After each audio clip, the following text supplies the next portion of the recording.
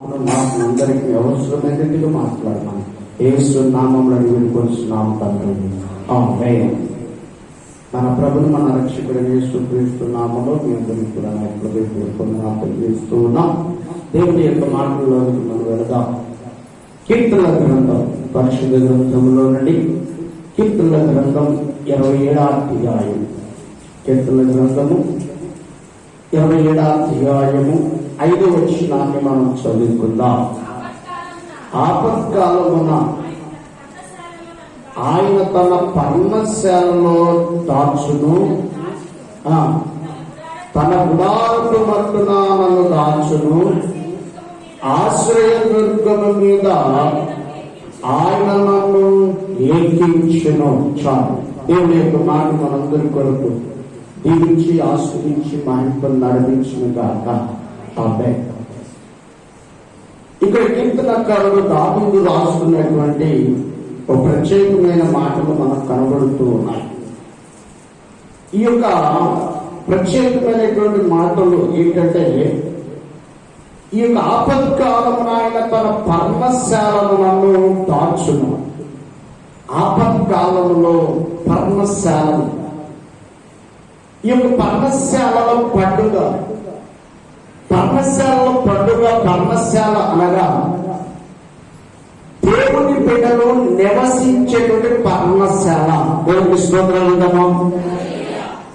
దేవుని బిడ్డలు నివసించేటువంటి పర్ణశాల. దేవుడైన యెహోవా ఇశ్రాయేలు కొరకు ఈ యొక్క పర్ణశాలను కట్టుమని, ఈ యొక్క పర్ణశాలను ఏర్పాటు చేయమని దేవుడైనటువంటి యెహోవా మోషేకు తెలియజేశాడు. మోషేకు తెలియజేసినప్పుడు మోషే ఈ యొక్క పర్ణశాలను ఏర్పాటు చేసి ఇశ్రాయేలులందరూ కూడా తన కుటుంబ సమేతం కూడా సంవత్సరానికి ఒకసారి 7 రోజులు ఈ యొక్క పర్ణశాలలో పండుగలు జరిపేటువంటి వారు. అంత మాత్రమే కాదు, కానీ ఇశ్రాయేలులందరూ కూడా ప్రతి ఆదివారంలో కూడా ప్రతి దినము కూడా ఈ పర్ణశాల పండుగలోనికి వచ్చి, పర్ణశాలలోనికి వచ్చి దేవుడిని స్తుతించినప్పుడు, దేవుడిని గణపరిచినప్పుడు, దేవుడిని ఆరాధించినప్పుడు, దేవుడి యొక్క నామం మహిమపరిచినప్పుడు వారి పట్ల దేవుని యొక్క కృప అంత అత్యధికంగా వారి మీద కుమ్మరించబడుతుంది. ఈ పర్ణశాలల యొక్క ప్రాముఖ్యమైనటువంటి ఆ యొక్క ఉద్దేశం ఏంటంటే, దేవుని బిడ్డలు పర్ణశాలలో నివసించాలి. ప్రజలు ఎక్కడ నివసించాలంట? పర్ణశాలలో నివసించాలి. ఈ పర్ణశాలలో నివసించినప్పుడు దేవుని యొక్క కాపుదల అనేటువంటిది, దేవుని యొక్క భద్రత అనేటువంటిది, దేవుని యొక్క సన్నిధి వారితో కూడా ఉండటానికి పరిశుద్ధాత్మ దేవుడు ఇష్టపడుతున్నాడు. ఆనాడు ఇశ్రాయేలుని ఐగుప్తులో ఉన్నటువంటి ఫరో దేవుడిని ఆరాధించడానికి పంపించడం లేదు, దేవుని స్తుతించడానికి పంపించడం లేదు, దేవుని యొక్క నామమును గణపరచడానికి పంపించడం లేదు. అందుకే దేవుడైన యెహోవా విషయాన్ని గమనించి ఈ ఇశ్రాయేలీయుల కొరకు ఐగుప్తు దేశంలో ఒక పర్ణశాలను దేవుడు ఏర్పాటు చేశాడంట. దేవునికి స్తోత్రం కలుగును గాక. అందుకంటున్నా వచ్చిన లేవీకాండం 23వ అధ్యాయం 42వ వచనాన్ని చదువుకుందాం.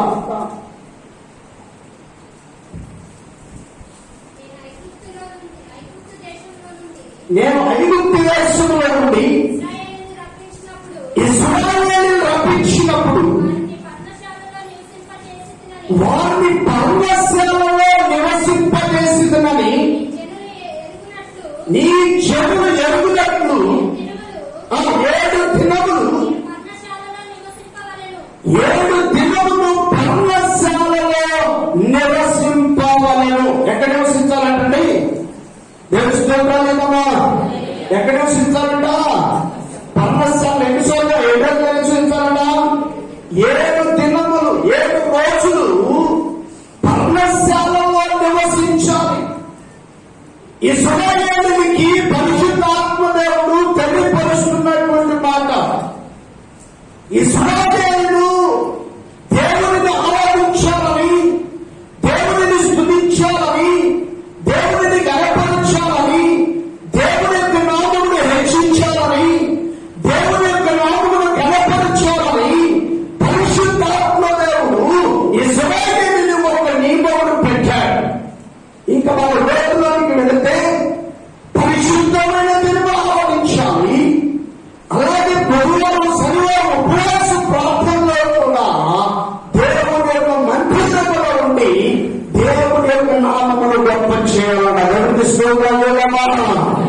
ఇక్కడ చదువుకునేటువంటి లేఖల్లో చాలా మంది కూడా ఈ పర్ణశాలని చాలా మంది కూడా చేస్తుంటే గుడారాల పండగని కూడా అంటూ ఉంటారు.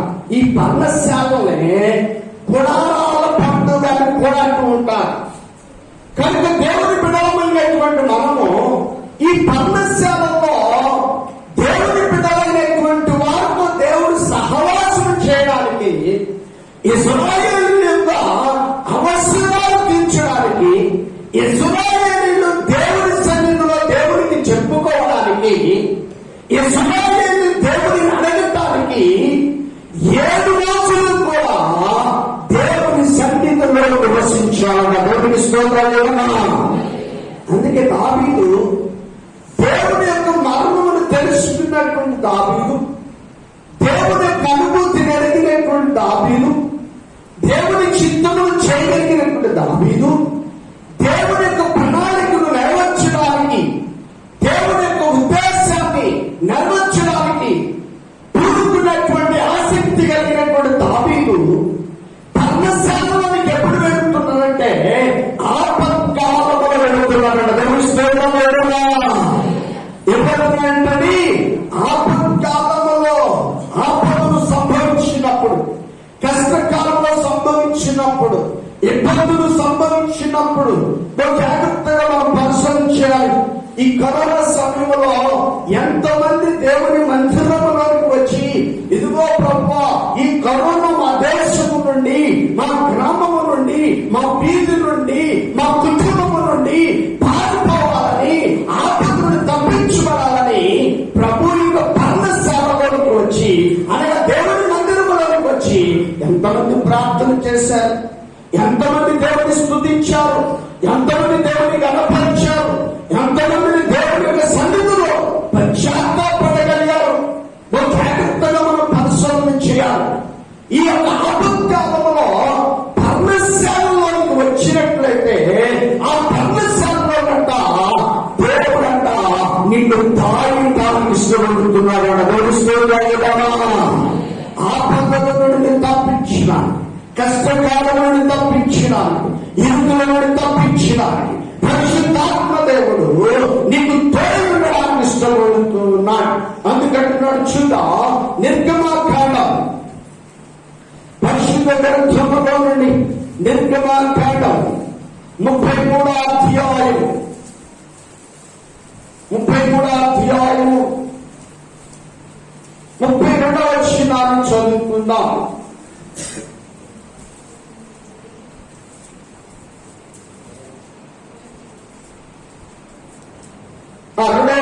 చదువుకుందాం.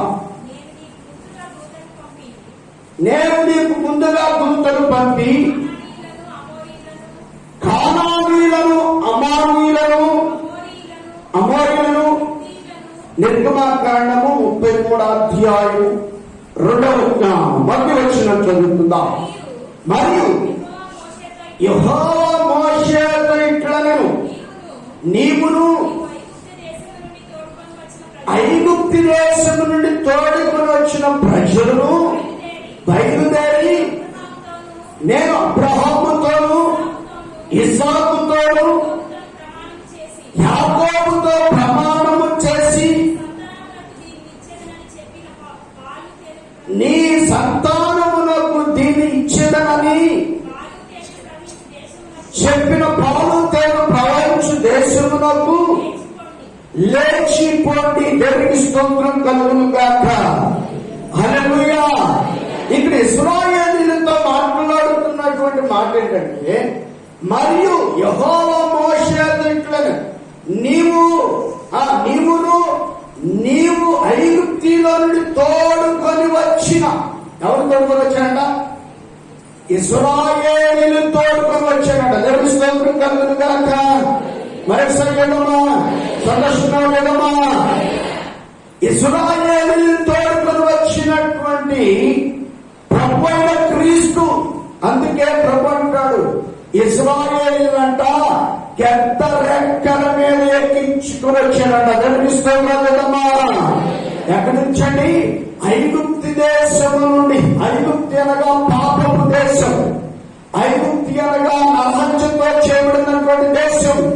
ఐగుప్తి అనగా పాపముతో నిండినటువంటి ఇదిగో ఆ దేశము నుండి ఇశ్రాయేలు తన బిడ్డలను విడిపించడానికంట దేవుడు ఇశ్రాయేలుతో ఉన్నాడంట. దేవుని స్తోత్రం కలుగును గాక. యేసయ్య ఈ రోజు నీతో ఉండును గాక, నీ కుటుంబంతో ఉండును గాక, ఆయన సన్నిధి నీ కుటుంబంలో నిలిచి ఉండును గాక. ఇక్కడ చదువుకునేటువంటి లేఖల్లో ఇశ్రాయేలీయుల మిత్రమై తన పితరులతో ప్రమాణం చేశారంట. అబ్రహాముతోను, ఇస్సాకుతోను, యాకోబుతో ప్రమాణం చేశారంట. ఏమని ప్రమాణం చేశారంటే, ఇశ్రాయేలీయుల్ని ఇదిగో ఐగుప్తు దేశం నుండి తోడుకొని వస్తున్నావు, నిన్ను ఇశ్రాయేలుని పాలు తేళ్లు ప్రవహించేటువంటి దేశం, ఆశీర్వాదకరమైన దేశం, సమాధానం కలిగిన దేశం, నెమ్మది కలిగినటువంటి దేశం, ఆ దేశంలోనికి ఇశ్రాయేలు నడిపిస్తానని పితరులతో ప్రమాణం చేశాడంట. దేవునికి స్తోత్రం కలుగును గాక. దేవుని బిడలమైనటువంటి మనము ఈ రోజు మనతో వాగ్దానం చేస్తున్నాడు. నీవు పర్ణశాలలో అనగా దేవుని మందిరములో దాగి ఉన్నటువంటి నీవు, దేవుని మందిరములో ఉన్నటువంటి నీవు, ఆపత్కాలములో నీవు దాచబడుతున్నటువంటి నీవు, ఆపత్కాలములో దాగి ఉన్నటువంటి నీవు, ఆపత్కాలములో ఆయన రెక్కల క్రింద దాయబడినటువంటి నీవు, నిన్ను నీ కుటుంబాన్ని నీ సంతానమును పాలు తేళ్లు ప్రవహించి దేశంలో నిన్ను తోడుకుంటున్నాడు. దేవుని బిడలమైనటువంటి మనము జాగ్రత్తగా మనం పరిశీలించాం. అందుకంటే మనం చూద్దాం ద్వితీయోపదేశ కాండం 33వ అధ్యాయం. ద్వితీయోపదేశ కాండం 33వ అధ్యాయం 27వ వాక్యాన్ని మనము ధ్యానం చేద్దాం. శాశ్వతుడైన దేవుడు ఈ నివాస స్థలము నిత్యముగా ఉండు బాహువులు నీ క్రింద నుండును, ఆయన నీ ఎదుట నుండి శత్రువులను వెళ్ళబట్టి నశింపచేయును. దేవునికి స్తోత్రం కలుగును గాక. మరొకసారిద్దామా. ఇక్కడ చదువుకున్నటువంటి లేఖనంలో ఈ యొక్క పర్ణశాలలో ఉన్నటువంటి వారి పట్ల, ఇశ్రాయేలీయుల పట్ల, క్రీస్తు రక్తములోకి వచ్చినటువంటి వారి పట్ల, క్రీస్తు సంఘములో చేర్చబడినటువంటి వారి పట్ల దేవుని ప్రణాళిక ఎలా ఉన్నదో చూడండి. దేవుని యొక్క ఉద్దేశం ఎలా ఉందో చూడండి. దేవుని యొక్క ప్రణాళిక ఏంటంటే, నీవెప్పుడు సమాధానంగా ఉండాలి, నీవెప్పుడు నెమ్మదిగా ఉండాలి, నీవెప్పుడు సంతోషం ఉండాలి. నువ్వు సంతోషం ఉండాలి అంటే దేవుని చిత్తమును నెరవేర్చే వ్యక్తిగా ఉండాలి. దేవుని స్తోత్రం కలుగును గాక. అపవాదిని సాతాను ఎక్కడ కూర్చోకూడదంట. అపవాది యొక్క తంత్రములను వేధించేవారు ఉండాలంట. అపవాది తంత్రములను లాగని కాలం కింద చెట్టుతో త్రొక్కేటువంటి దేవుని బిడ్డలను మార్చబడాలంట. దేవుని బిడ్డలమైనటువంటి మనము ఇశ్రాయేలు యొక్క పట్ల దేవుని యొక్క ప్రణాళిక ఎంతో గొప్పగా ఉన్నదో చూడండి. శాశ్వతుడైన దేవుడు నీకు నివాస స్థలంలో ఇక్కడ శాశ్వతమైన దేవుడంట. నీకేమైందంటే నివాస స్థలంగా ఉన్నాడంట. శాశ్వతమైనటువంటి దేవుడు, ఈ శాశ్వతమైనటువంటి దేవుడు నీకు నివాస స్థలముగా ఉండి నిత్యము ఉండుటకు, నిత్యముగా ఉండుటకు బాహువులు నీ క్రింద ఉండును. చూసారా, నిత్యముగా ఉండుటకు బాహువులు నీ క్రింద ఉండును. ఆయన నీ ఎదుట నుండి శత్రువులను వెళ్ళగొట్టి ఏం చేస్తానంట, నశింపజేస్తానంట. నమ్మేప్పుడు చప్పట్లు కొట్టి నమ్మకపోతున్నాం.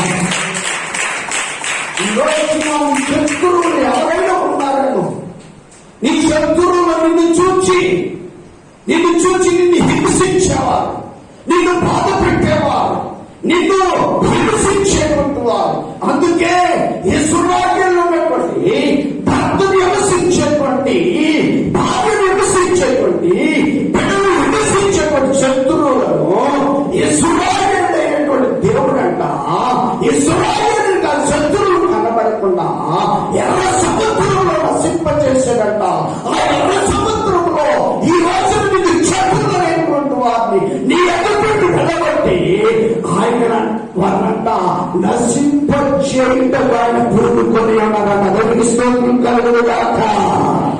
ఈ రోజున అపవాది సాతానుడు నిన్ను ఎంత శ్రమలోకి తీసుకుని వెళుతున్నాడు, ఎన్ని ఇబ్బందులకు తీసుకుని వెళ్తున్నాడు, నీకు సమాధానం లేకుండా చేస్తున్నాడేమో, నీకు నెమ్మది లేకుండా చేస్తున్నాడేమో, నువ్వు తట్టుకోలేనటువంటి శ్రమలు నీకు సంభవిస్తున్నాయేమో. ఈ రోజునే వాటిని వెళ్ళబట్టి వాటిని నశింపచేసేవాడి దేవుడికి బిడ్డ ఈ రోజు ఆ పర్వశాలలో ఉన్నటువంటి వారు, ఆ పర్వశాలలో దారున్నటువంటి వారి పట్ల దేవుడు తన బిడ్డలైనటువంటి వారి పట్ల దేవుడు చేసేటువంటి ప్రణాళిక ఎంతో గొప్పగా చూడండి ప్రేమైన వాళ్ళు. ఈ శత్రువులను వెళ్ళబట్టి ఏం చేస్తారంట, ఈరోజు నీకు శత్రువు ఎవరున్నారు? నిజంగా ఆ బిడ్డలో ఉన్నటువంటి నీకు శత్రువు, నేను విమర్శిస్తున్నటువంటి శత్రువు, అది రోగమే కావచ్చు, వ్యాధే కావచ్చు, లేకపోతే ఈ లోకంలో మనుషులే కావచ్చు, నిన్ను హింసించేవాడు ఎవరైనా సరే, నిన్ను బాధ పెట్టేవాడు ఎవరైనా సరే వారిని ఎదుటుండి వెళ్ళబడతాడంట. అయితే ఎక్కడుంటారో తెలుసా? పర్ణశాలలో దాగి ఉన్నామంట. దేవునికి స్తోత్రం కలుగుగాక. నీవు దేవుని సన్నిధిలో అనగా పర్ణశాలనగా దేవుని మందిరంలో నీవు నిత్యము ప్రార్థన చేసేటువంటి యూదునిగా నీవు ఉండాలి. ప్రార్థన చేసేటువంటి భక్తి కలిగినటువంటి పిల్లలుగా చేయబడాలి. అప్పుడే దేవుడు నిన్ను ప్రత్యేకించడానికి ఇష్టపడుతున్నాడు. ఈ రోజున ఆ శత్రువు కనుక నువ్వు నిలబడలేకపోతున్నావేమో, ఆ శత్రువు నుంచి భయపడుతున్నావు, ఆ శత్రువును చూసి నువ్వు కృంగిపోతున్నావేమో, ఆ శత్రువు ఎదుట నిన్ను తల ఎత్తుకునే వాడుగా ఈ రోజు చేయబోతున్నావు. ఆ శత్రువు ఎదుట నిన్ను తల ఎత్తుకునేటువంటి వాడిని చేయబోతున్నాడు. దేవుని పిల్లలైనటువంటి మనము దేవుడు నిన్ను పరిశీలన చేస్తున్నాడు. నీవు దేవుని ఎదుట నువ్వు పరీక్షించేటువంటి, దేవుని వాక్యాన్ని పరిశీలన చేసేటువంటి వ్యక్తిగా, దేవుని వాక్యం మీద ఆధారపడేటువంటి వ్యక్తిగా, దేవుని నమ్ముకునేటువంటి వ్యక్తిగా, దేవుని విశ్వాసించేటువంటి వ్యక్తిగా, ఇశ్రాయేలును పిలిచి ఆ యొక్క పేరుతో అబ్రహాముతో, ఇస్సాకుతో, యాకోబుతో పిల్లలతో ప్రమాణం చేసినటువంటి దేవుడు ఈరోజు నీతో కూడా ప్రమాణం చేస్తున్నాడు. ఏమని ప్రమాణం చేస్తున్నాడంటే, ఈ రోజున పార్వతులు ప్రవహించే దేశానికి నేను తోడుకుని వెళ్ళడానికి ఇష్టపడుతున్నాడు. రెండవది, నీ చంద్రుడు ఆత్మీయ ఎదగనీయకుండా, ఆత్మలో బలపడనీయకుండా, ఆత్మలో దేవుడి సన్నిధిలో ఎదగనీయకుండా చేసేటువంటి శత్రువులను నీ ఎదుటి వెళ్ళగొట్టి వారంగా నీ జీవితంలో ఎన్నడూ కన్నతడకుండా వారిని నశింపచేస్తాడట. దేవునికి స్తోత్రం కలుగుగాక. దేవుని బిడ్డలమైనటువంటి మనం జాగ్రత్తగా మనం పరిశీలించాలి. అందుకని ఖచ్చితంగా కీర్తనల గ్రంథం 31వ అధ్యాయం, కీర్తనల గ్రంథం 31వ అధ్యాయం 20వ వచనాన్ని చదువుకుందాం. మనుషుల కపటోపాయకులు వారిని అంటకుండా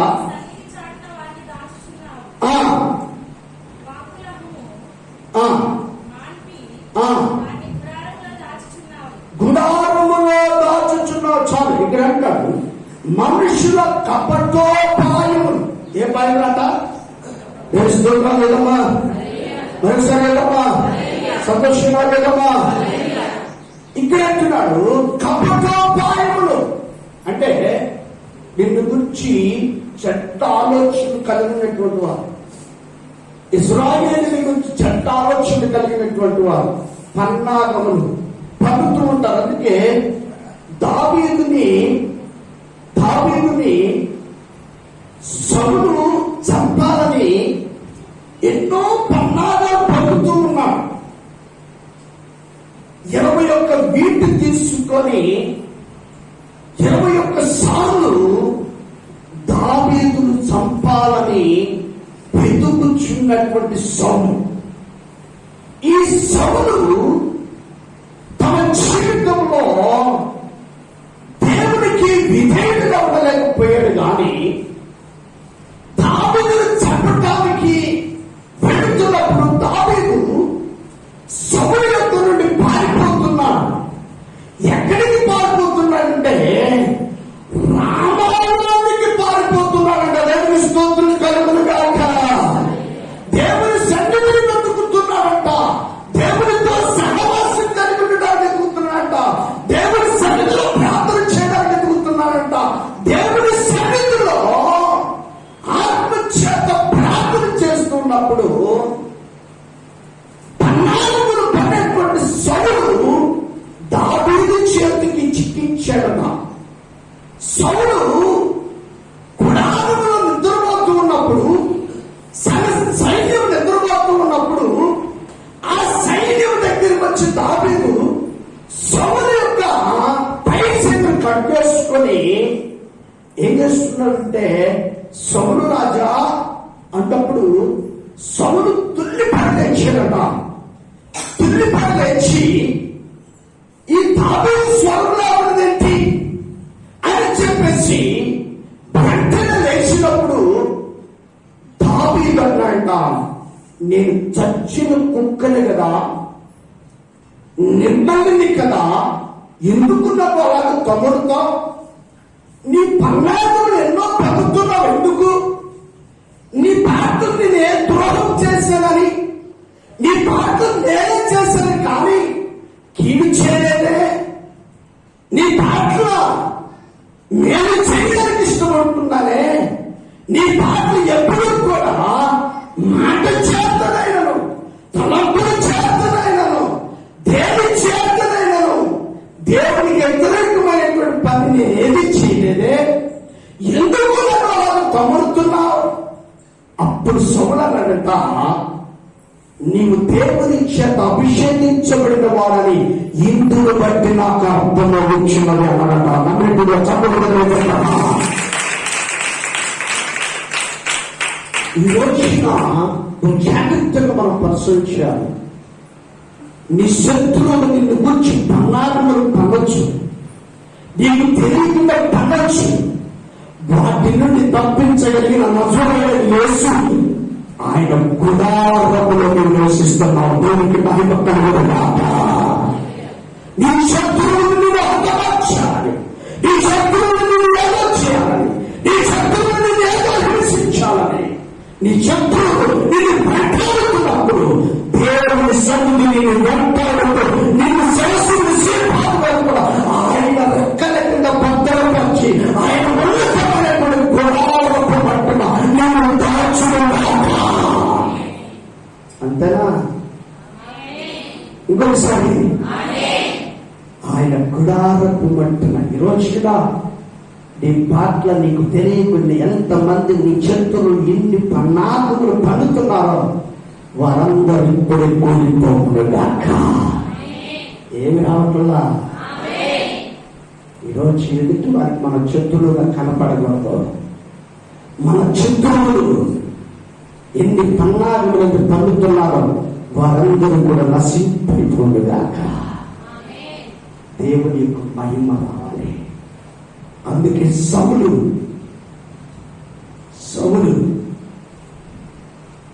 దావీదు ఎదుట కనబడకుండా తాను తన కుటుంబం లయమైపోయింది, నశించిపోయాడు.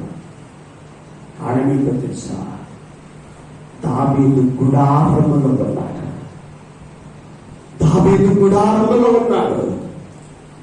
నీవు జీవము కలిగినటువంటి గుడారములో నీవు నివసించాట. దేవునికి స్తోత్రం కలుగును గాక. నీవు జీవము కలిగినటువంటి గుడారములో నివసించినప్పుడు, జీవము కలిగినటువంటి గుడారములో ఉన్నప్పుడు నీ పట్ల ఎవరైతే చెడ్డ ఆలోచన కలిగి ఉన్నాడో, నిన్ను హద్దుమార్చాలనుకుంటూ ఉన్నాడు, నిన్ను దూషించాలనుకుంటున్నాడు, నిన్ను హేళన చేయాలనుకుంటున్నాడు, నిన్ను హింసించాలనుకుంటున్నాడు, మాటల చేత బాధపెట్టాలనుకుంటున్నాడు, మాటల చేత విధించాలనుకుంటున్నాడు. ఈ వచ్చిన కుటుంబాన్ని దేవుడు వెళ్ళగొట్టి నీ ఎదుట లేకుండా చేయడానికి ఆయన పనుకొని అన్నాడు. దేవునికి స్తోత్రం కలుగునుగాక. దేవుని బిడ్డలమైనటువంటి మనము ఈరోజు నువ్వు ఎవరు చుచ్చి భయపడుతున్నావు? జీవము కలిగిన నజరేయుడు యేసు చుచ్చి భయపడుతున్నావా? దేవుని ప్రొడక్షన్ నీకు తోడుగా ఉంటుంది. గుడారపు మంటున గుడారంలో దాగి ఉండాలి. నువ్వు ఎవరి చేత హింసిస్తూ పడుతున్నావో, ఎవరి చేత బాధపడుతున్నావో, ఎవరి చేత నువ్వు తిరిగిపోతున్నావో, ఎవరి చేత నలిగిపోతున్నావో, ఎవరి చేత నీవు హింసించబడుతున్నావో, నా యేసయ్య నిన్ను రక్షించునుగాక. దేవుని బిడలమైనటువంటి మనము జాగ్రత్తగా మనం పరిశీలించాలి. ఇక్కడ మరొకసారి మనం చదువుకుందాం. 20వ వచనం, మనుషుల కపటోపాయములు వారు అంటకుండా నీ సన్నిధిని చాటున్నావు, వారిని దాచుచున్నావు. ఆ వాక్కలము వారిని మాన్పి వారి గుడారములో దాచుచున్నావు. చూసారు, ఆయన గుడారములలో అనగా ఆయన పర్ణశాలలో నా యేసయ్య ఈ కరుణ నుండి తప్పించడానికి ఆయన గుడారములు మనందరూ దాచునుగాక. మన కుటుంబాలను దాచునుగాక, మన గ్రామాలను దాచునుగాక, మన పేదలను దాచునుగాక, ఆయన సన్నిధిలో నివసించునుగాక.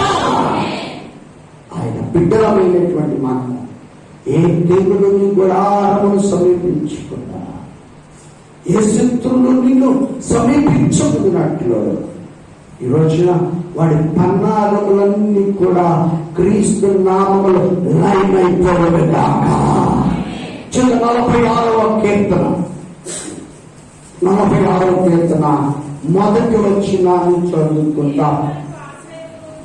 దేవుడు మనకు ఆశ్రయమును దుర్గమునై ఉన్నాడు.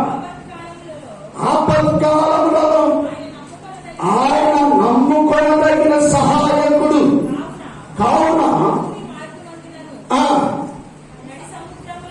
చాలు, ఇక్కడ చదవబడేటువంటి లేఖనంలో దేవుడు మనకు ఆశ్రయం దుర్గమునై ఉన్నాడు. ఎలా ఉన్నాడంట?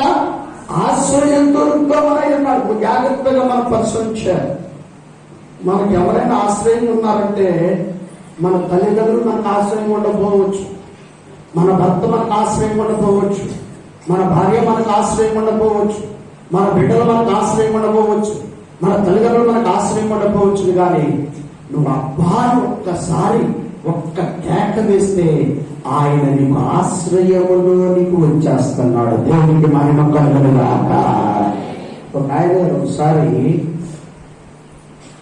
కరెంటు వచ్చిన తర్వాత మోటార్ అయితే షెడ్ దగ్గరికి వెళ్ళాడు. షెడ్ దగ్గరికి వెళ్ళిన తర్వాత ఆయన గారు స్టార్ట్ నొక్కటానికి చేయబెట్టగానే వెంటనే అతనికి షాక్ కొట్టేసేస్తుంది. షాక్ కొట్టేతనికి అతను నోటకుండా మరి యేసయ్య అని ఎందుకు పిలిచాడంటే పరిశుద్ధాత్ముడు పిలిపించాడు. నిజంగా వారు అన్యులు.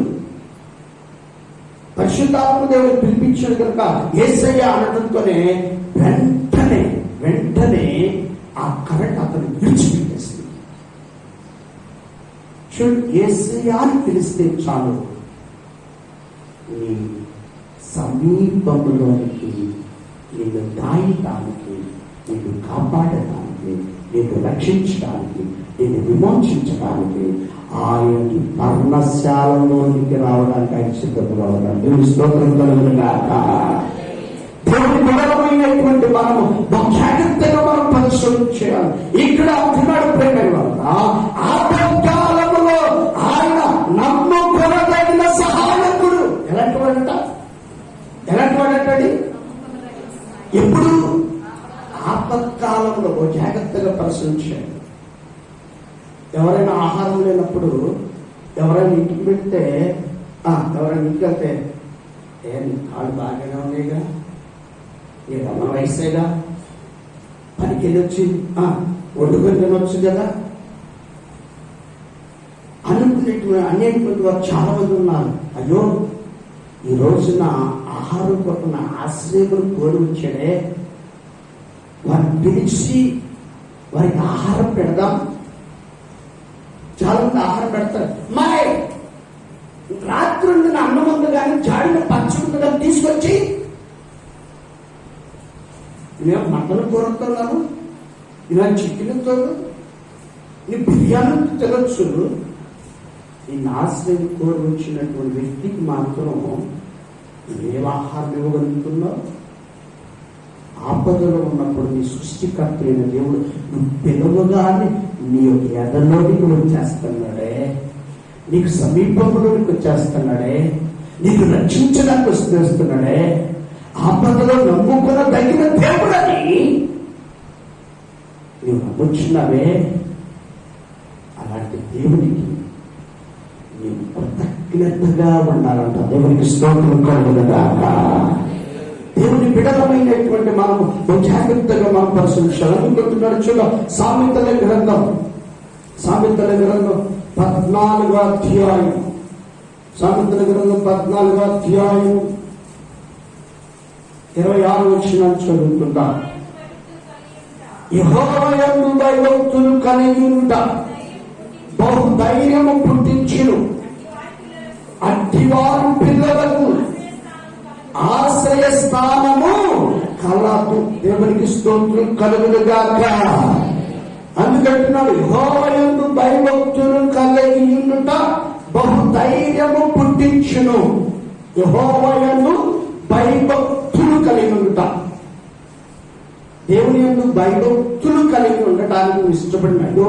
ఈరోజు పరిశుద్ధమైన దినం. అయ్యో దేవుని మందిరంలో ఉండకపోతే దేవుని అది శిక్షిస్తాడేమో, అయ్యో దేవుని యొక్క క్రమాన్ని పాటించకపోతే, దేవుని యొక్క నీతి క్రియ జరిగించకపోతే, దేవుని పరిశుద్ధతను జరిగించకపోతే ఇదిగో దేవుడు నన్ను శిక్షిస్తాడేమో. అందుకే యేసుక్రీస్తు ప్రభువు వారి దగ్గర శిష్యుడు చదివాడు. అయ్యా నా తండ్రి చనిపోయాడు, పాత పెంచుకొచ్చుకుంటానంటేను ప్రభువు అన్నాడు తెలుసా? ఏమన్నాడండి? ఏమన్నాడు? మృతులు తమ మృతులను పాత పెట్టుకుంటారు కానీ నువ్వు మాకు వెయ్యాలట, నన్ను వెంబడించుకున్నాడు. దేవునికి స్తోత్రం కలుగునుగాక. దేవుని సన్నిధిలో దేవునితో సహవాసం కలిగిన దేవుని సన్నిధిలో నివసించాలి. నీ కుటుంబం 1000 తరముల వరకు కూడా దీవించబడాలంటే, ఆయన కృపను భద్రపరచబడాలంటే, ఆయన రాజ్యంలోని పాత్రగా చేయబడాలంటే యెహోవా యందు భయభక్తులు కలిగి ఉండాలి. యెహోవా యందు భయభక్తులు ఆయన గుడారపు మట్టున దాచబడాలంటే, ఆయన గుడారపు మట్టున దాచుము. మనం భయపడాలి అంటే యెహోవా యందు భయభక్తులు కలిగి ఉండాలి. యెహోవా యందు భయభక్తులు కలిగి మనం ఉన్నప్పుడు దేవుడు మనల్ని ప్రత్యేకించడానికి ఇష్టపడుతున్నాడు. యెహోవా యందు భయభక్తులు కలిగి ఓ జాగ్రత్త ఇక్కడ అంటున్నాడు ప్రేమ బహు ధైర్యము పుట్టించును. ఏమవుతుందంట? దేవుని స్తోత్రం కలుగునుగాక. మరి చదవమ్మా, బహు ధైర్యం. అందుకే యేసుక్రీస్తు ప్రభువు వారి లోకంలో జీవించిన కాలంలో మరి ఆయన గారు సిద్ధమైపడి సమాధి చేయబడి 3వ దినమున మృత్యుంజయుడై తిరిగి లేచి శిష్యులు కలుసుకొని 500 మంది ఎక్కువగా కనబడి ప్రజలకు అద్భుతాలు ఆశ్చర్య మహత్కార శిశుక్రియలు జరిగించి ఆయన ఆరోహణమై వెళ్ళిపోయాడు. వెళ్ళిపోయిన తర్వాత శిష్యుడిని ఆజ్ఞాపించి వెళ్ళిపోయాడు. పరలోక రాజ్య సువార్త నా గురించి ప్రజలందరికీ తెలియపరచండి, పరలోక రాజ్యంలో ప్రవేశించాలంటే క్రీస్తు నమ్ముకోవాలి అని ప్రజలందరికీ తెలియపరచున్నప్పుడు వారు ఎప్పుడైతే క్రీస్తు నమ్ముకున్నారు కనుకనే యేసుక్రీస్తు గురించి ప్రకటించడానికి బహు ధైర్యం కలిగిందంట. దేవుని స్తోత్రం కలుగునుగాక. ఈనాటి దినాల్లో ప్రేమైన వల్ల నిజంగా మరి క్రైస్తవ జీవితాన్ని అణిచివేయాలని ప్రభుత్వాలు ఎన్ని పన్నాగాలు పొందుతున్నారు. డిబిట్లు పెడుతున్నారు, అవి పెడుతున్నారు. ఈ మీడియా రావటం వలన క్రైస్తవుల యొక్క ఆత్మలు ఆరిపోతున్నాయి. చూడండి ఎంతో భయంకరమైనటువంటి పరిస్థితుల్లో మన ఆయన గారు అంటున్నాడు, కానీ నేను బాప్తిసం పొందిపోయిన పర్వాలేదండి, నేను పరలోక రాజ్యానికి వెళ్తానంట సతీష్ కుమార్ చెప్పాడండి.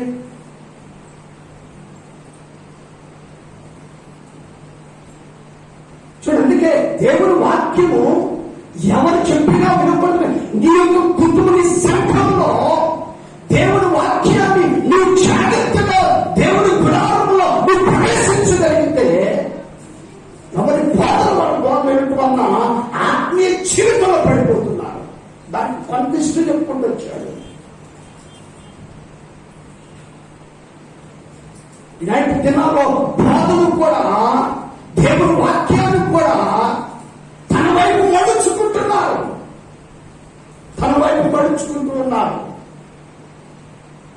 దేవుని వాక్యం ఉన్నది ఉన్నట్టుగా చెప్పగలిగినటువంటి దేవుని యొక్క సేవకులు కావాలి. దేవుని బిడమైనటువంటి మనం ఆత్మసంబంధమైనటువంటి దేవుని కృపలో నాటి దినాల్లో డిబేట్ పెట్టేసి యేసుక్రీస్తు ప్రభు వచ్చి ప్రకటించలేకుండా ఎంతో మంది కూడుకుంటున్నారు. దేవుడు ఒక వ్యక్తిని లేవనెత్తుకున్నాడు. ఆ వ్యక్తి ద్వారా ఇప్పుడు డిబేట్ కి అన్యులు రావటానికి ఆగిపోయారు. దేవుడికి స్తోత్రం కలుగునుగా. దేవుని బిడలమైనటువంటి మనము ఒక జాగ్రత్తగా మనం పరిశీలించాలి. క్రీస్తు కొరకు ఒక సమర్పణ, క్రీస్తు కొరకు ఒక నిరీక్షణ. ఈ రోజున క్రీస్తు కొరకు పట్టబడినటువంటి మనము నమ్మకముగా దేవుని సన్నిధిలో నీవును నీ కుటుంబం యథార్థముగా దేవుని క్రియలు జరిగించేటువంటి వారు మనం ఎదుగుతున్నామా? ఒక దైవజనుడు ప్రశ్న వేశాడు, వెసులుబాటు ఉండిద్దా అని అడిగాడు. వెసులుబాటు ఈ లోకంలో ఉన్నప్పుడు వెసులుబాటు దేవుడు అనేకమైనటువంటి పర్యాయాలు ఇప్పుడు ఇస్తున్నాడు. పరలోక రాజ్యం వెసులుబాటు ఉండిద్దా అంటే ఆ మాటకి నేను చెప్పాను. వెసులుబాటు అనేటువంటిది ఈ లోకం విడిచిన తర్వాత నీకు అవకాశము లేదు. కలుగుగాక. ఈ లోకంలో ఉన్నప్పుడే దేవుడు నీకు ప్రతిరోజు కూడా ఆయన కృపతో మనం కప్పుతూ ఒకరోజు ఆయుష్ పొడిగిస్తూ ఉన్నాడు. సమయం ఉండగానే సద్వినియోగం చేసుకోవాలి. సమయం ఉండగానే సద్వినియోగం చేసుకోవాలి. దేవుని బిడలమైనటువంటి మనం జాగ్రత్తగా మనం పరిశీలించాలి. చాలా మంది ఈనాటి తిరునాళ్ళలో పాస్టర్ గారు మన చోట ఒక పెళ్ళైనటువంటి ఇంటికి వెళ్ళి ప్రార్థన చేయడానికి వెళ్తే వాళ్ళు ఫోన్ చేశారు. వెళ్తే వాళ్ళు ఏం చేశారు తెలుసా? అమ్మ గుడ్డిది అమ్మ ప్రార్థన చేస్తారంటే ఒక పాస్టర్ గారండి అంత దేవుడికి తెలుసండి. ఎంత అసలు పాస్టర్ మేనా? జాగ్రత్త. మనం ఏ కొలత తెలుస్తున్నామో అదే కొలత కోవబడుతుంది. పర్లేదు, ఈరోజు తాగితే పర్లేదులే, నేను తర్వాత ఒప్పుకుంటానంటే కుదరదు. జాగ్రత్త. సత్యం కొరకు యథార్థంగా బ్రతకాలి. సత్యం కొరకు యథార్థంగా జీవించాలి. సత్యం కొరకు ప్రభు కొరకు నమ్మకంగా జీవించాలి. యేసుక్రీస్తు ప్రభు వారు ఆరోహణగా వెళ్ళిపోయిన తర్వాత దేవుని వాక్యాన్ని బోధిస్తున్నప్పుడు శాస్త్రులు పరీక్షలు అంటున్నారు, వీరికి ఎంత ధైర్యం ఎక్కడ నుండి వచ్చింది? అది దేవుని వలన కలిగేటువంటిది. దేవునికి స్తోత్రం కలుగునుగాక. ఇది బహుధైర్యము. ఎందుకంటే బహుధైర్యము.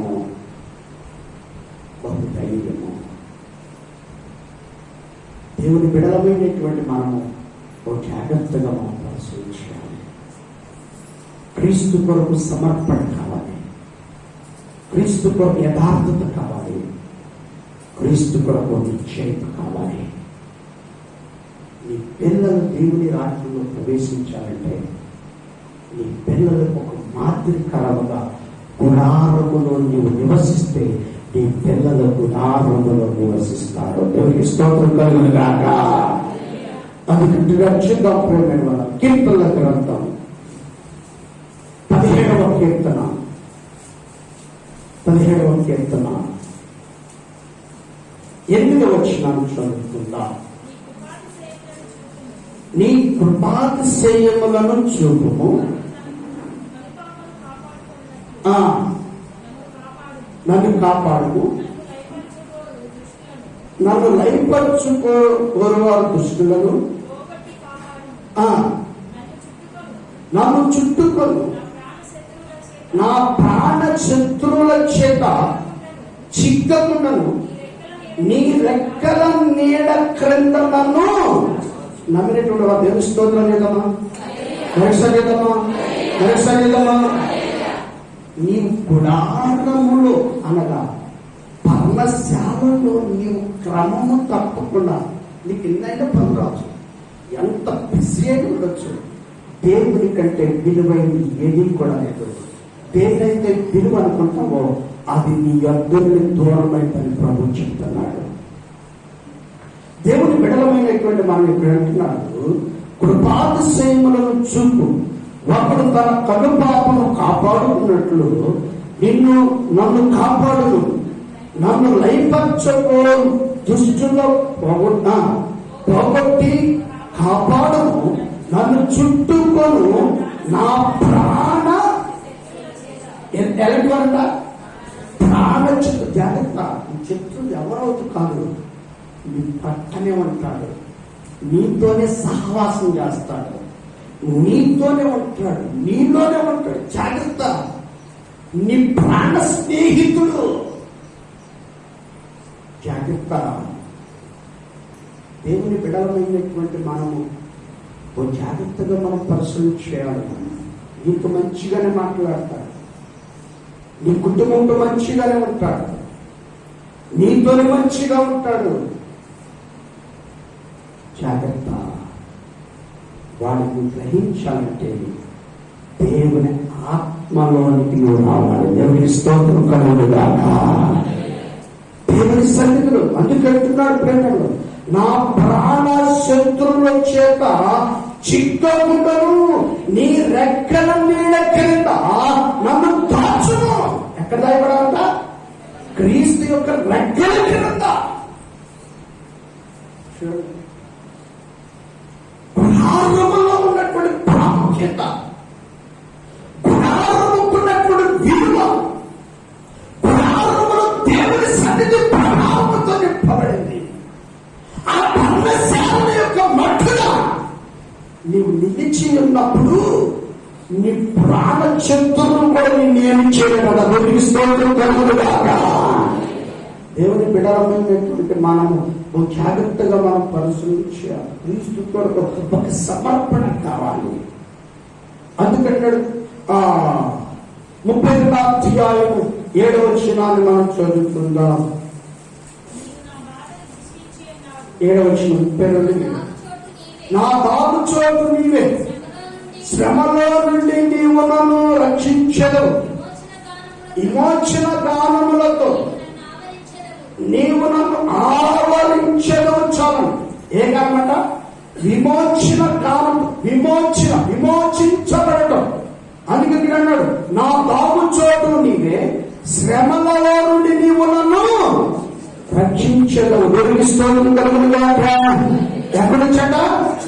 శ్రమలలో నుండి. నీకు ఈరోజు ఏ శ్రమ సంభవించిందో అన్నాడు, దావీదును శ్రమలలో నుండి తప్పించాడు. ఒక రోజున దేవుని మందిరంలో వీడు వామిస్తూ ఉన్నాడు దావీదు. వీడు వామిస్తూ ఉన్నప్పుడు దావీదు నమ్మకముగా వచ్చేసాడు. నమ్మకం వచ్చి దగ్గరకు వచ్చేసి వీటితో గొడవ కలిగి పరిశుద్ధాత్మతో నింపబడినటువంటి దావీదు పక్కకు తొలగి గోడగా దానికి వెళ్ళిపోయినట్ట. చూడండి, దావీదు సౌలుకి మేలు చేశాడు తప్ప కీడు ఎన్నటికీ చేయలేదు.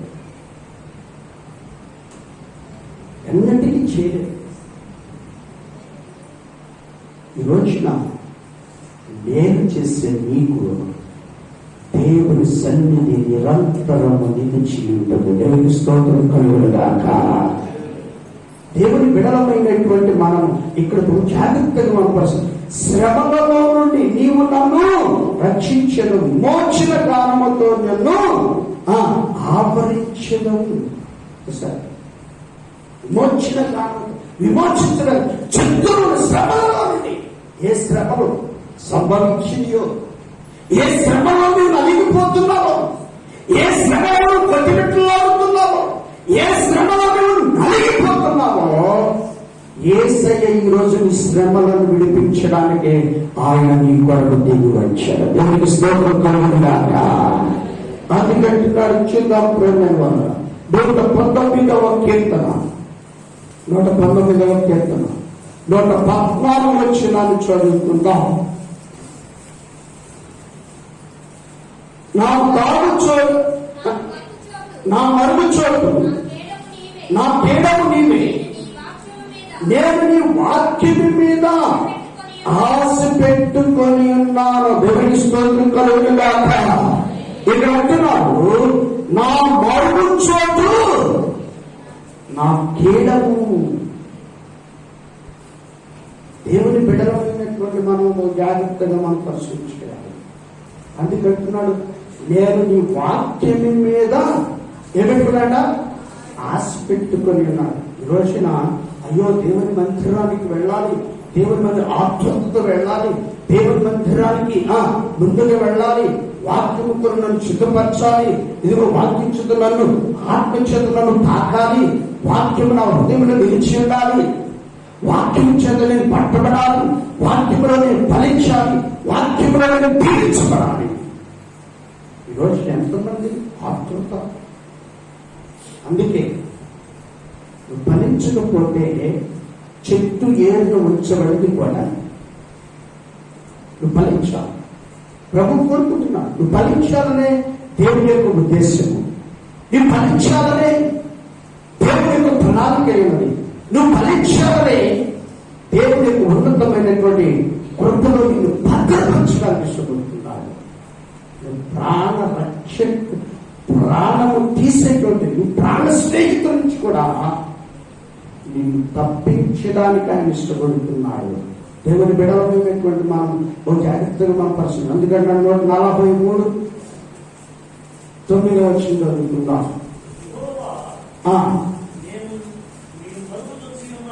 మరుగుదొచ్చి ఉన్నాను, నా శత్రువుల చేతుల్లో నుండి నన్ను విడిపింపుము.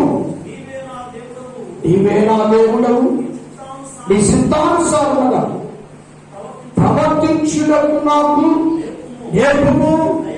దయగల నీ ఆత్మ సమభూమి గల ప్రదేశమును నన్ను నడిపించునుగాక. ఇక చదువుకునేటువంటి లేఖనంలో యెహోవా నేను నీ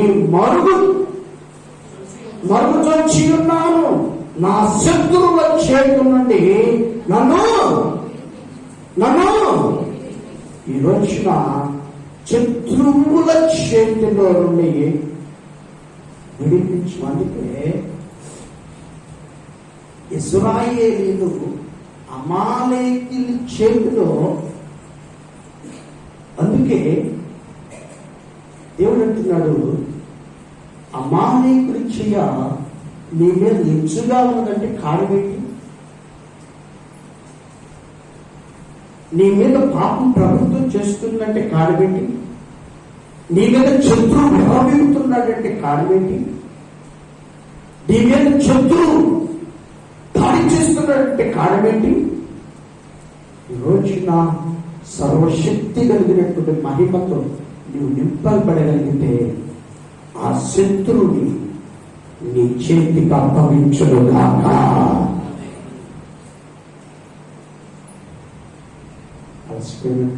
స్తోత్రం కలుగును గాక. పరీక్షమా దేవుని బిడలమైనటువంటి మనము దేవుని యొక్క కార్యాలు మనం చూడాలి. ఇక్కడ చదువుకున్నటువంటి లేఖనంలో నా శత్రువుల చేతి నుండి నన్ను విడిపించుము. శత్రువుల చేతి నుండి ఈరోజు నువ్వు తప్పించబడాలి, విడిపించబడాలంటే నీవు దేవుని పరిశుద్ధతలోనికి రావాలి. అందుకంటే చూద్దాం ఏడు గ్రంథం 11వ అధ్యాయము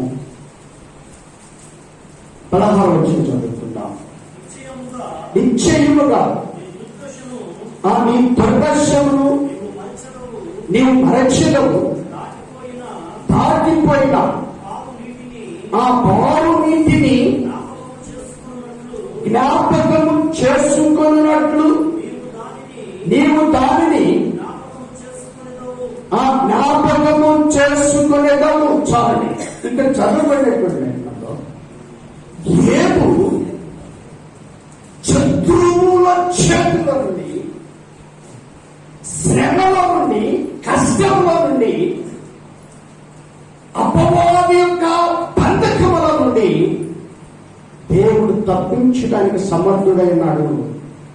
ఆ శ్రమను విడిపించబడటానికి ఉదారములో ప్రార్థన చేస్తున్నాడట. ఉదారములో ఉన్నాడట.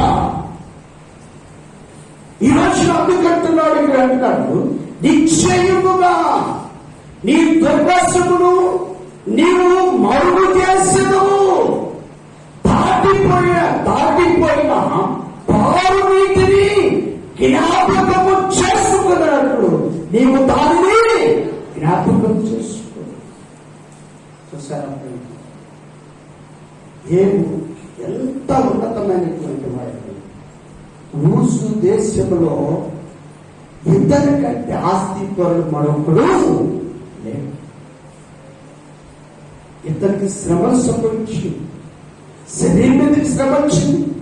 అపవాది సాతాను ఎంతో భయంకరమైనటువంటి శ్రమను తీసుకుని వచ్చాడు.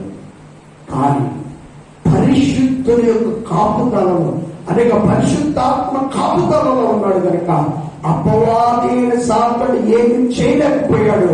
ప్రభు సన్నిధిలోకి వెళ్ళి అంటున్నాడు, ఏమన్నా తెలుసా, ఏమి ఓడించడం నా వల్ల కావాలంటున్నాడు. నమ్మకంలో చప్పట్లు పెట్టదా.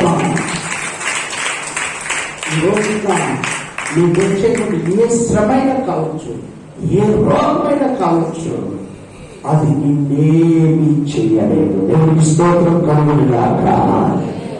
దేవుని బిడ్డలమైనటువంటి మనము దేవుని యొక్క ప్రొడక్షన్. అందుకన్నాడు పరిశుద్ధుల యొక్క కాపుదల. సంఘ కాపరి నీ కొరకు నిత్యం 24 గంటలు నీ కుటుంబం ప్రార్థన చేసేటువంటి దాసులు కుటుంబం. నిత్యం నువ్వు ఎక్కడైనా పనులు ఉండొచ్చు, లేకపోతే నీ వ్యాపారంలో ఉండొచ్చు, నువ్వు జాబులో ఉండొచ్చు, నీ కొరకు ప్రార్థించేటువంటి పరిశుద్ధులు ఎంత అవసరం. పరిశుద్ధులు ఎంత అవసరం. నేను ఒక వార్త, ఒక ఆమె సాక్షి ఇస్తుంది. ఏమైనా సాక్షి ఇస్తుందంటే, అయ్యా కరోనా టైం వచ్చింది,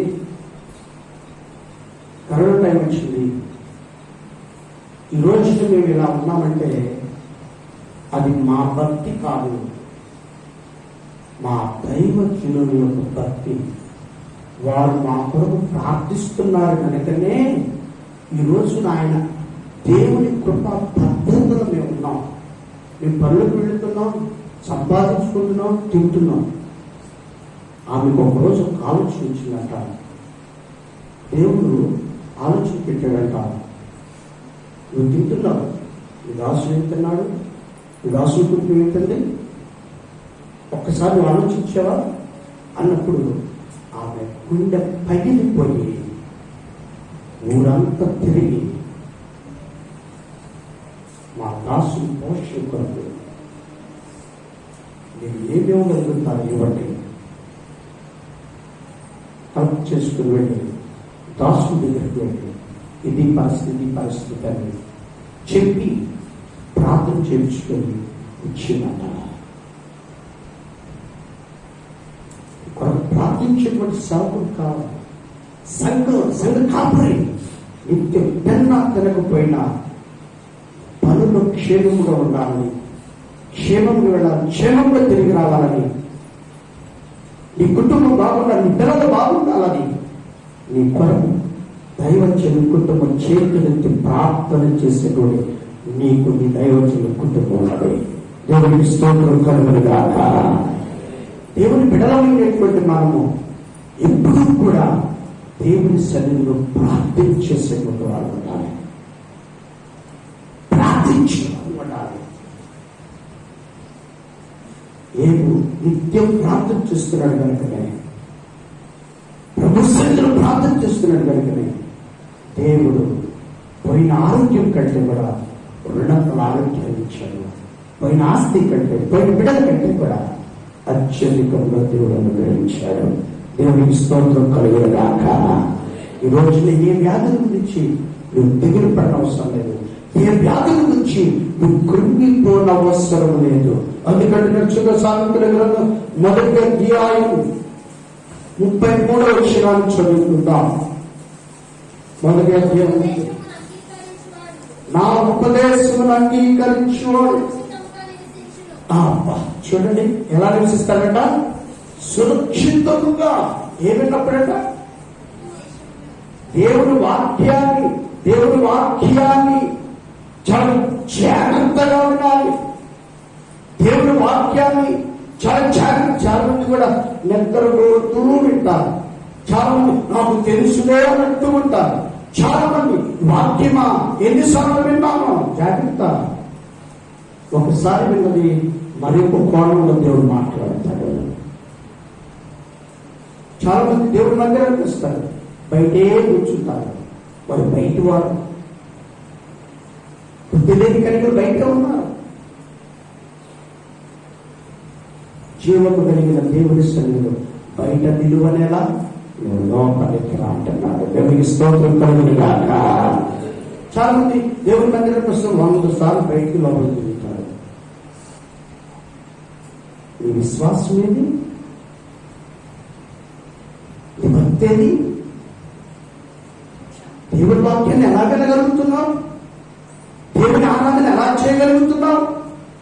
దేవుని యొక్క నామముని ఎలా కనపరచగలుగుతున్నావు? దేవుని యొక్క సన్నిధిని ఎలా ఉండడించగలుగుతున్నావు? పర్ణశాలలో ఉన్నటువంటి నీవు, పర్ణశాల మధ్యలో తాగి ఉన్నటువంటి నీవు దేవుని ఉపదేశము జాగ్రత్తగా వినాలంట. నువ్వు సురక్షితంగా నివసించదవు. అందుకంటే అన్నాడు, వారు కీడు వచ్చినను, ఆ కీడు వచ్చినన్నా భయము లేక నెమ్మదిగా నుండును. నమ్మినటువంటి వాచనమా, కీడు వచ్చిందన్నా నువ్వు భయపడిన అవసరంలా, శ్రమ వచ్చిందన్నా భయపడిన అవసరంలా, వ్యాధి వచ్చిందన్నా భయపడిన అవసరంలా. నువ్వెక్కడున్నావంటే పర్ణశాలలో నువ్వు దాగి ఉన్నావు. దేవుడికి మహిమ కలుగునుగాక. దేవుని బిడ్డలమైనటువంటి మనము దేవుని ఆత్మీయ జీవితంలో ఎలాగో, అందుకే నా ఉపదేశం అంగీకరించువాడు సురక్షితముగా ఉంటాడు. వాక్యాన్ని వినడానికి అంగీకరించినటువంటి దేవుని వాక్యాన్ని ఎలాంటి సమర్పణ రోజున, ఎలాంటి సమర్పణ కలిగి నువ్వు జీవించేటువంటి వ్యక్తులుగా ఉండగలుగుతున్నావు. అందుకంటున్నాడు, చూద్దాం 3వ అధ్యాయం 24వ వచనాన్ని చదువుకుందాం. పట్టుకున్నప్పుడు నీవు భయపడవు, నీవు పరుడి ఆ సుఖంగా నిద్రించారు. నాడు దినాలు అయ్యా రాత్రంతా నిద్ర పట్టలేదు, రాత్రంతా మెలుగుంది, రాత్రంతా నెమ్మది, రాత్రంతా సంతోషం, రాత్రంతా కూడా వేదన, బాధ, నొప్పులు, అపరాధీన గురించుకోవాలంటే దేవుడి వాక్యాన్ని నువ్వు వ్యాఖ్యానించగలుగుతున్నావు. మన రాత్రంతా కూడా ఏడ్పానండి, రాత్రంతా కూడా ఏడిపోయారు, రాత్రంతా కూడా ఏడిపోయారు, రాత్రంతా కూడా ఏడిపోయి ఏమంటే జ్వరం జ్వరం జ్వరం జ్వరం జ్వరం. దేవుని బిడలమైనటువంటి మనము ఈరోజు సురక్షితంగా నిద్రపోవాలంటే దేవుని ఆత్మ నీతో కూడా నివసించాలి, దేవుని ఆత్మ నీతో సహవాసం చేయాలి. దేవుని ఆత్మ నీతో కూడా ఉన్నప్పుడు పరిశుద్ధాత్మ దేవుడు తన కార్యం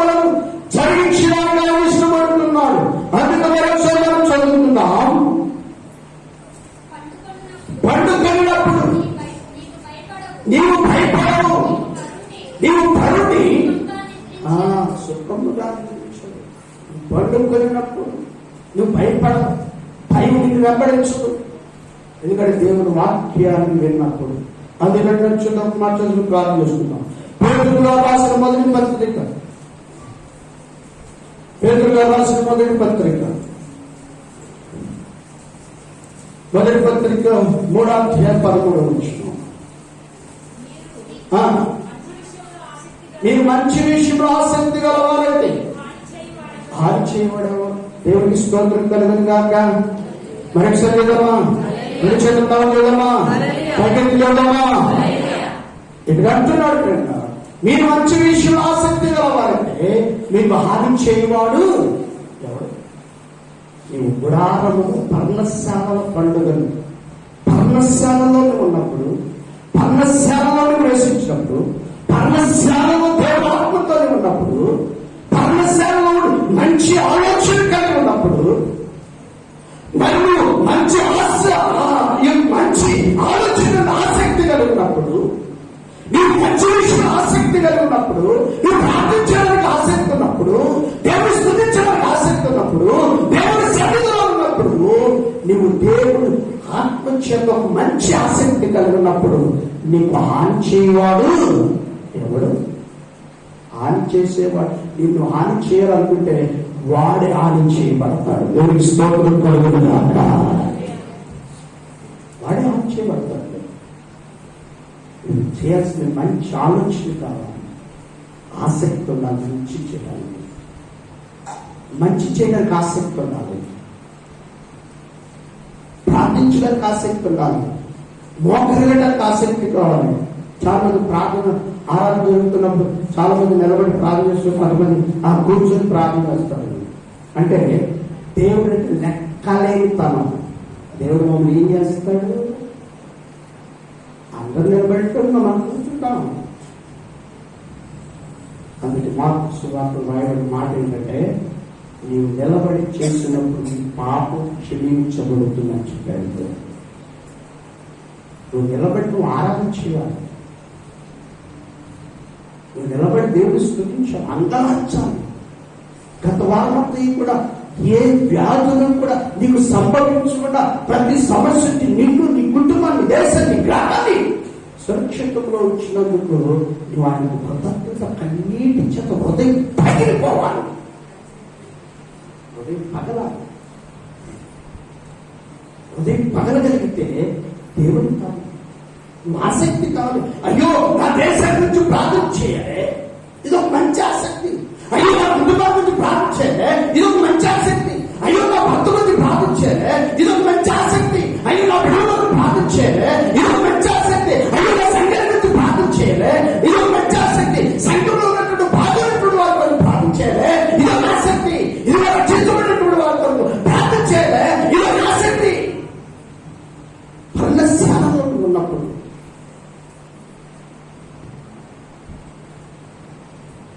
మంచి విషయంలో ఆసక్తి కలిగి నువ్వు ఉన్నట్లయితే నేను హాని చేయగలిగిన వాటిని ఎవడ